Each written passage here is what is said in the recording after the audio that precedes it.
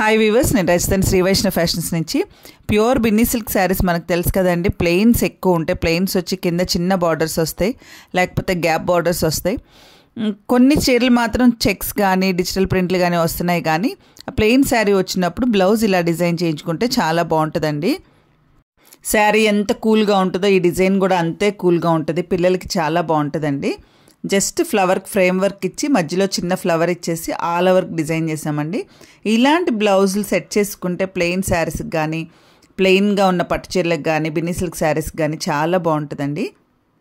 Stone work కానీ జర్దోసి కానీ లేకుండా వర్క్ కావాలనుకునే వాళ్ళకి చాలా బాగుంటుందండి. ఈ బ్లౌజ్ తొందరగా పాడైపోదండి. దానికి మనకి మెటీరియల్ కూడా ఎక్కువ ఏమీ వాడడం, జరీ థ్రెడ్ వర్కే కాబట్టి తొందరగా పాడవదు. చాలా రోజులు పనికొస్తుంది.